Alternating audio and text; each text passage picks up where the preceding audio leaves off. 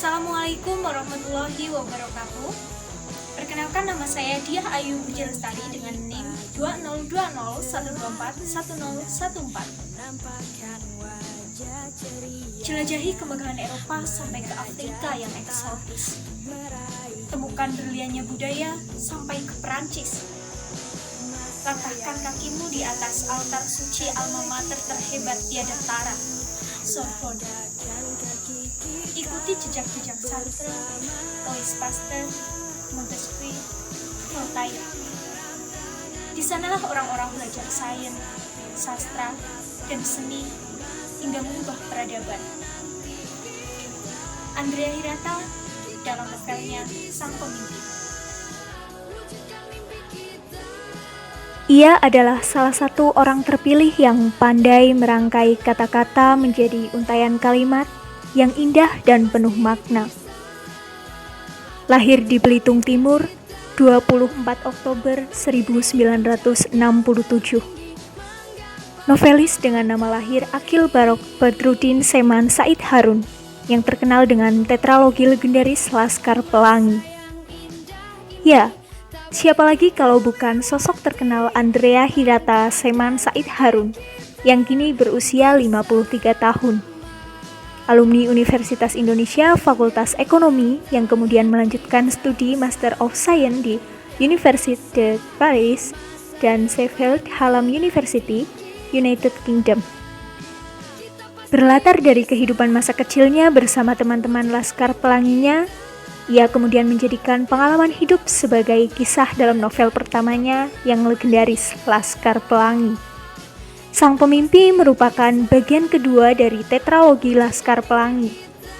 Novel Sang Pemimpi sendiri merupakan kelanjutan kisah hidup di masa SMA dan setelahnya. Setelah difilmkan, film Sang Pemimpi mendapat penghargaan, yaitu The Three Castle Award dalam Castellinaria International Film Festival, Bellinzona, Switzerland, dan sebagai film terbaik kategori remaja dalam Festival Film Internasional Anak dan Remaja di Madrid, Spanyol. Tentunya novel Sang Pemimpi ini merupakan salah satu dari novel-novel bestseller lainnya yang sangat luar biasa. Sang Pemimpi berkisah tentang kehidupan yang penuh tantangan di masa SMA tiga orang remaja, Ikal, Arai, dan Jimbron.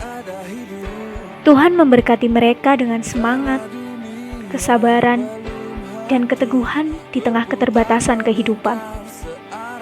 Bumi Belitung pun melindungi dan berpihak pada mereka. Mereka bisa tetap mengenyam pendidikan di tengah kesibukan untuk terus menyambung hidup. Berhasil diterima di SMA negeri bukan main, sungguh luar biasa. Dan pekerjaan kasar bukanlah masalah untuk mereka yang memiliki mimpi. Salah satu los di Pasar Kumuh menjadi tempat bernaung tiga remaja ini. Ya, lika-liku kehidupan tiga remaja ini diwarnai juga dengan kisah percintaan. Ada perjuangan Arai untuk memenangkan hati Nurmala, dan perjuangan Jimbron untuk mengembalikan senyum Laksmi. Ikal dan Arai adalah anak yang pintar. Mereka berada di garda terdepan SMA. Ada sosok Pak Balia, guru yang selalu memberikan motivasi kepada murid-muridnya. Pak Balia jugalah yang membuat Ikal dan Arai berani bermimpi melangkahkan kaki di atas altar suci alma mater terhebat tiada tara, Sorbonne. Setelah lulus dari SMA, Ikal dan Arai merantau ke Pulau Jawa untuk bekerja dan kuliah. Sedangkan Jimbron memilih untuk di Belitung saja dengan bekerja. Sembari belajar, Ikal dan Arai berusaha bertahan hidup di Bogor. Namun Arai tiba-tiba menghilang, sehingga Ikal hidup sendiri di kota orang, di tengah kejamnya kehidupan. Tidak pernah sekalipun Ikal tidak merindukan Arai. Waktu terus berjalan begitu cepat. Setelah lulus dari jurusan ekonomi Universitas Indonesia, Ikal ingin melanjutkan kuliahnya karena ada beasiswa untuk kuliah di Eropa. Pada hari wawancara, sesuatu yang mengejutkan terjadi. karena ternyata Arai juga datang untuk wawancara. Perjuangan Ikal dan Arai tidaklah sia-sia, karena pada akhirnya mereka menjadi sang pemimpi yang berhasil meraih mimpi. Novel ini mengangkat tema pendidikan yang dipenuhi kisah perjuangan, kekeluargaan, dan persahabatan. Tema yang sangat sesuai dengan kisah masa lampau tentang keterbatasan hidup. Menggunakan sudut pandang orang pertama pelaku utama dengan tokoh utama Ikal yang sebenarnya cerminan dari Andrea sendiri. Ada tokoh Arai yang penuh ketegaran.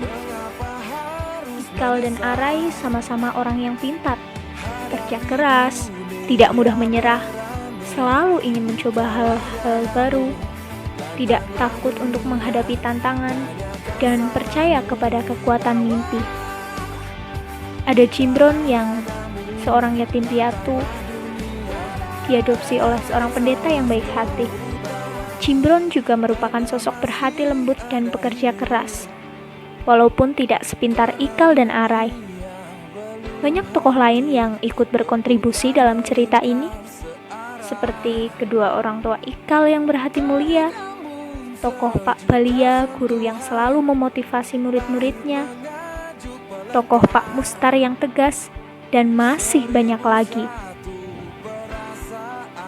Berlatar di bumi Belitung sekitar tahun 1988, tepatnya di salah satu los pasar ikan yang kumuh, dan SMA negeri bukan main yang pertama di daerah itu. Andrea Hirata berhasil menghadirkan suasana-suasana yang berhasil menyentuh kalbu seseorang hingga mungkin ada yang meneteskan air mata tanpa disadari. Jika pembaca benar-benar mendalami makna setiap kisah, maka kebanyakan pasti akan ikut merasa tegang, terharu, menangis, tersenyum, tertawa, ataupun bangga. Alur campuran yang digunakan mengajak pembaca untuk melintasi berbagai waktu dan suasana. Novel ini sangat menarik. Ceritanya dikemas dengan rapi, sehingga memudahkan pembaca untuk ikut larut dalam alur cerita ini. Novel ini bisa dikatakan sebagai bacaan yang ringan karena tidak terlalu banyak halamannya. Keunggulannya jelas terlihat pada gaya bahasa dan nilai moral yang terkandung di dalam novel ini. Gaya penceritaan yang unik, dengan diksi-diksi yang sesuai, berpadu dengan bahasa-bahasa puitis yang sama sekali tidak membosankan. Penyampaian ceritanya penuh dengan inspirasi, juga inspirasi yang bertaburkan imajinasi dengan majas-majas dan ungkapan-ungkapan yang menambah kian bermaknanya setiap kalimat. Cerita dalam novel ini dikemas demikian rupa, berbaur dengan nilai-nilai moral, sosial, agama yang menambah apik novel ini. Amanat dari novel pun dapat tersampaikan dengan mudah. Pada umumnya novel ini tidak memiliki kelemahan karena disajikan dengan cerdas oleh Andrea sendiri. Namun ada beberapa bagian yang kurang jelas pergantian subbabnya, sehingga terkadang pembaca merasa kebingungan. Walaupun demikian, secara keseluruhan, novel ini luar biasa dan cocok untuk dibaca oleh semua kalangan, khususnya oleh remaja. Novel ini menginspirasi remaja yang sedang dalam proses mencari jati diri. Novel ini mengajarkan kita untuk berani bermimpi dan tidak pantang menyerah. Oleh karena itu tidak heran jika novel ini diminati oleh banyak orang, apalagi sudah sampai difilmkan.